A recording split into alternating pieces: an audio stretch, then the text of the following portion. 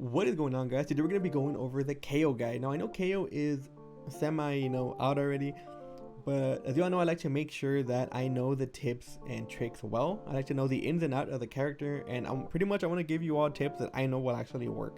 So that is why it's a little bit delayed. Any guide I do will always be a tiny bit delayed for that reason.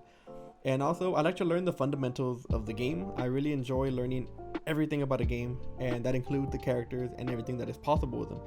So anyways, guys, I hope you all enjoy, and let's get into it. Okay, so starting off with Kayo's knife. Now this is a very important ability because it is one of the strongest abilities in the game. Kayo is one of the only people that can fully stop a rush. Now, whenever you throw this, you actually suppress everybody, meaning that they won't be able to use their abilities. Now, this is extremely powerful, and a little too powerful for the amount of time that you can use it, to be honest. Now, I like to throw this early on in the round because you actually get it back very fast. So whenever you're holding a site, you can actually throw this and see how many people are pushing your site if they're that close. You want to try to mix it up once in a while because you want to make sure that you don't make it predictable. It's kind of like a silver dart. If you throw it in the same place at the same time every round, people are going to either shoot it out or wait for it to go away, which can give you false information. So you want to make sure that you throw it at the right time and you mix it up. But this can single-handedly stop a rush, and he's one of the only characters that can do that, meaning that Kayo is one of the best agents to hold a site by himself. Not only that, but Kayo can actually use this, not just to stop a rush, but he can use it as a 1v1 tool. So see, for example, there's a wall right here, and you're fighting a Phoenix, for example. You're waiting for him to peek. You can actually throw this real quick and suppress him, meaning he won't be able to flash you. The same can be done for Arena. Arena won't be able to flash you, and if she does end up killing you, she won't be able to heal or ghost away, and that's very important to note. I have also seen tactics where people know that the Sage is going to go for a heal, and she'll wall up, to try to get that protection for the person she's about to revive, and people will throw the knife, and that way the wall will be up, but by the time that the suppression goes away, we have already shot the wall down and prevent her from getting that revive. And that's very important because it can change the game completely. Okay, this is one of the best abilities in the game, and it's something you don't have to pay for with KO, and I think that's a big upside to it.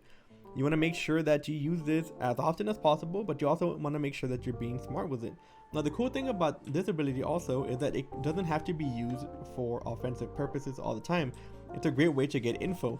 The fact that it tells you whoever you grab, whoever you suppress, is major. Now, you're not gonna see it here because they're bots, but like normally you'll see the picture of the agent that you suppress, meaning you can actually suppress all 5 agents and you'll know. So you maybe, like, if you suppress everybody, you'll know exactly who to push. If the Phoenix is suppressed, you know that you can go for the Phoenix and not worry about getting flashed or him using his ult or whatever. But like I said, this is a really good ability for info. Say you're holding A, for example, right? Say you're holding A and this is mid, and B would be like all the way over there, right? Say you're holding A by yourself, right? Your team hears something on B. So the guy on mid is gonna go to B, meaning he's gonna leave this open. You're holding this side. It's very hard to hold this side and then have to move to mid and hold mid, and they come over here, and then this guy could have walked up and killed you, and it's a big mess. It's really hard to hold 2 angles like that in Valorant, okay? So what you could do is you could be holding an angle, and if there's like a small cubby or compartment somewhere, you can actually throw this and get info. If you get somebody, then you know somebody is slow walking up mid, and you can leave this and kind of focus on this because you're guaranteed that somebody is there. Maybe he's lurking, or maybe he's trying to flank you, or anything, right? So that's a very good way to use it. You can use this for a lot of other things, like in Bind, for example. In Bind, if say an Omen fake teleports into Teleporter and you want to check if he actually teleported or not, pretend this is Teleporter, you would throw it, and if you catch somebody, then you know Omen is in there. And if you don't catch anybody, then you know somebody faked the teleport, and that is crucial information. If you find out that they faked the teleport, you can actually just run into hookah and take side and not have to worry about getting flanked from Teleporter. So you want to make sure that you use it for stuff like that. Even if you don't try to use it offensively, try to get it and use it for info, and use it as early as possible because you're going to get it back a lot faster than you think. Now, one tactic that I like to do is actually delay the knife. So say, for example, you're holding A and you hear 5 people rushing. Okay, it's going to be one of those fast rushes. Even if you get a kill, they're going to trade you out. They're going to keep going, and they're not going to stop. Okay, throwing the knife like this might catch 1 or 2, but what are they gonna do? If they get knifed or suppressed, they're just gonna like kind of back out and wait for it either to go away, or they're gonna rotate to another bomb site. Okay, so what I want to do, and I've only done it a few times, but it's only been on a few people, it hasn't been like a massive payoff yet. But what I try to do is, if I hear people rushing and they're gonna enter through here, I'll throw this out like that in the air and just dip. Okay, I'll just fucking run.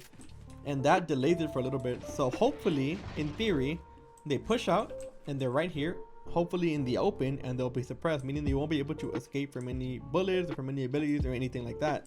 They won't be able to use their utility to attack for a small amount of time. So if you catch them right here after they've exited the choke point, say if you're on bind and they're already by the truck or by the boxes, you can hit a massive amount of people. And I mean, look how big this is, man. Like, you're gonna make, it's gonna be hard if you're here in the white, like, wide in the open, and you don't have your abilities to depend on. What are you gonna do? So if you hear them rushing, just try to delay it, man. You can do a lot of shit with this. There's a lot of creative things you can do with that knife. You get about maybe 3 or 4 seconds of delay, and that way you can play retake and you can wait for your team to rotate. That way you don't get killed and your team can work together to retake site.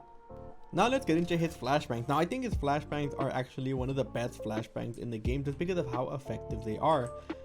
So here, if you note here, you can actually bounce it off stuff. So it's not just like any other flashbang. It's kind of like Yoru's actually, but you can bounce it off and there's a delay, but you can also insta pop it, and this kind of works like CSGO. In CSGO you can actually lob a flashbang kind of high in the air and it'll pop a little bit faster than normally. So this is really good because you can set up a lot of stuff. You can get creative with it too, which is very important for a character. The skill ceiling on this character is going to be pretty high because you can actually have a lot of mix-ups with your utility, including your flashbang. So let's get into the fundamentals of the flashbangs. So the way the flashbangs work is that you can either throw one with your left click, it'll be delayed a little bit and it'll pop, or you can throw one with your right click and you lob it up in the air and it pops a little bit faster. Now these kind of work like CSGO flashes. In CSGO you can kind of lob it up and it'll pop a little bit faster and help you like get out of sticky situations. But the good way to use this is that the first one is if you're entering inside, you can use it for your team, give you a little bit of delay. Maybe you can get behind cover and shoot. Now the cool thing about Kayo is that he can actually flash for himself, unlike Sky, for example, who has a delay, or Breach, who has a delay on the way when they bring out their weapons after flashing. You can actually flash this, and before it even pops, your gun's already out, meaning that if you do flash somebody, you're going to be ready to kill them. Even the same is for the lob one. If you throw it up in the air, your gun will be out before it pops. See? So meaning that if you pop around a corner, you can actually be ready to kill somebody whenever you do hit them. Now you want to make sure, okay, these flashes last forever, by the way. So you should feel safe when killing somebody whenever you do flash them. But a big KO technique that you're going to have to pick up, and it's kind of like Phoenix, is that you're going to want to follow up on your flash as soon as possible. Meaning that you can actually run in with a flash, 180, and it won't affect you. So anybody you flash will be flashed, but you're only going to be flashed for like half a second maybe. So for example, say you're right here, right? You're holding cover and you see that guy right there, and he knows you're there. You can pop flash, 180, just kill him, okay? So this guy, if he sees this in the air, this dude is going to 180, bro. Like this guy is going to be complete 180. Or he's going to eat the flash. Whichever one, both benefit you, okay? So if you're behind cover, you can lob it, 180. You either flash him or he 180s. And you get the kill. Okay, that's gonna be your bread and butter for this guy. Okay, that's the way you're gonna want to play it.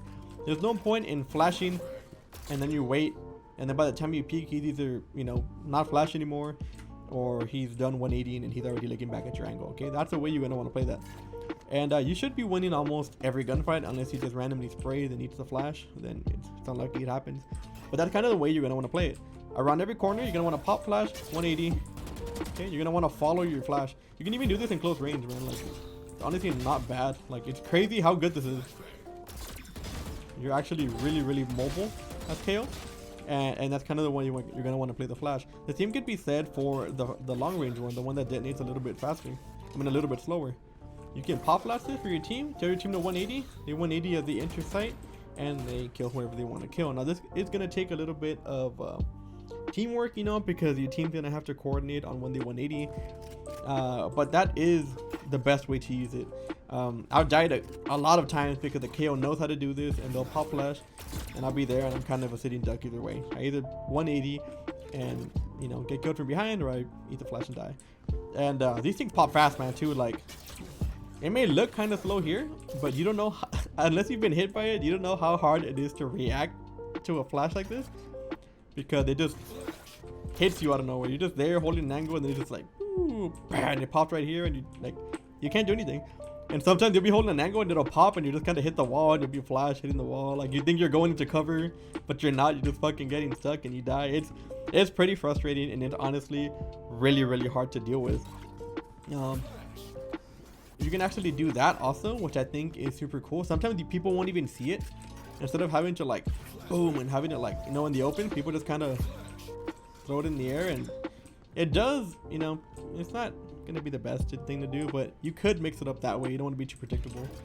You can actually just use different kinds of you know, angles and shit to like try to angle it the way you want to. But yeah, just try to mix it up. It's not gonna be too difficult. I mean, it's not gonna make too big of a difference the way you bounce it, as long as it gets to where it has to get.